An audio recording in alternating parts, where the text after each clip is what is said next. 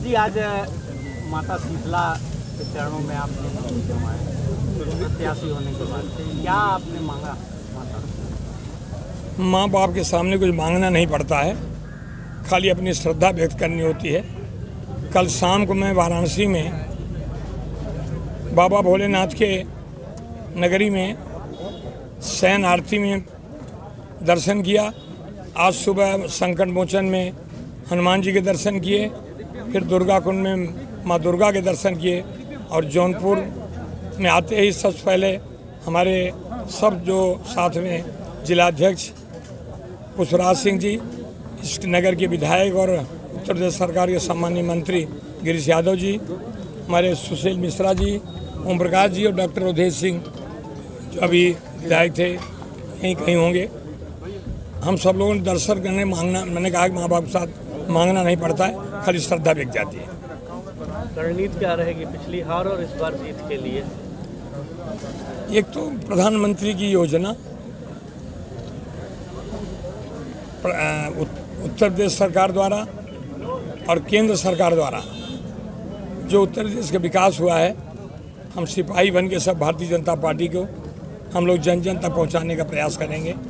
और मुझे लगता है कि जो विकास 2014-2017 से शुरू हुआ, आज 2022 हो, अभी 2024 है, देश की जनता एक सबसे बड़ा काम मेरी निगाह में जो दो था जिसके लिए मैंने कांग्रेस पार्टी छोड़ दी, एक तो था आर्टिकल 370, 5 अगस्त 2019 को जब हटाया गया उससे रहा नहीं गया और कांग्रेस के लोगों ने विरोध किया, उनके साथियों ने विरोध किया। मैं आपके माध्यम से कह सकता हूं, जिन लोगों ने 370 हटाए जाने विरोध किया वो हिंदुस्तानी तो नहीं हो सकते, भारतीय तो हो ही नहीं सकते। दूसरा, करोड़ों राम भक्त रोते थे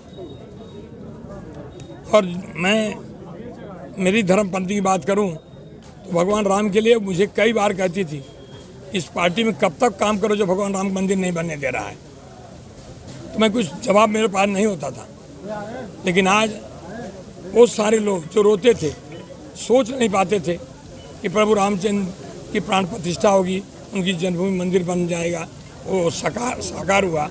इसके लिए मैं यही कह सकता हूँ कि जो इस देश की सनातन धर्म को, इस देश के देवी देवताओं को और इस देश के विकास में बहुत बताएंगे आपको, चिट्ठियाँ आपको पता भी है। हमारे देश का प्रधानमंत्री जब विदेशों में जाता है नरेंद्र मोदी जी, तो परंपरा से हट के देश का एक दूसरे देश का प्रधानमंत्री पैर छू के प्रणाम करता है।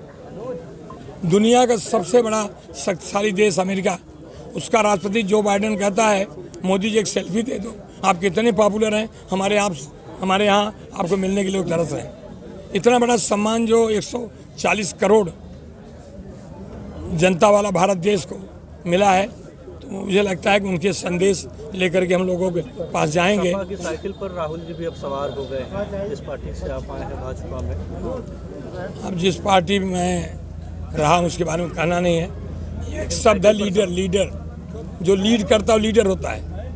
और एल जब डी की जगह जाता है, डील एल की जगह जाता है, जो डील करते हैं वो डीलर होते हैं। भारतीय जनता पार्टी बाद लीडरशिप है, उनके बाद डीलरशिप है। क्या डील करते हैं? तेजस्वी 2 सीट हमको दे दो, अखिलेश 4 सीट हमको दे दो, केजरीवाल 2 सीट हमको दे दो। तो ये डीलर के साथ उनके बारे में मुझे कुछ नहीं कहना है। अच्छा, आप प्रत्याशी घोषित होते हैं, वहीं दूसरी ओर धर्मेंद्र सिंह भी चुनाव को लेकर ऐलान कर देते हैं कि जो हम तैयार हो गए हैं, हम लोग भी। इससे कुछ बोलना नहीं, मुझे बहुत लोग लड़ते हैं, एक अकेला आदमी थोड़ा लड़ता है। आपकी सहयोगी पार्टी जेडीयू के नेता है धर्मेंद्र सिंह, पता नहीं किसके नेता है, मुझे पता नहीं, मुझे कुछ मालूम नहीं उनके बारे में, वो क्या नेता है, किसके नेता मुझे मालूम नहीं। एक ये बताएं कि यहाँ पे प्रत्याशियों की बड़ी लंबी फहरिस्त है और उसके बाद अंतर विरोध भी कुछ देखने को जैसा कि, तो उसके लिए आप क्या रणनीति बनाएंगे? एक तो अंतर विरोध शब्द मेरे कान पे तो नहीं आए हैं और मुझे दिखाई दे पड़ रहा है। कल बात हुई हमारे जिलाध्यक्ष से, गिरीश यादव जी से, बाकी सब लोगों ने बाबतपुर चौराहे से कोई गाड़ी खुद की कोई भाड़े पे नहीं किया, गाड़ी सब ले करके 300-400 काफिला चल रहा है। जौनपुर में छोटे से लेके बुजुर्ग हमको आशीर्वाद दे रहे हैं। तो ये विषय मुझे लगता है किसी दूसरे के लागू होगा, भारतीय जनता पार्टी में कभी अंतर विरोध नहीं होगा।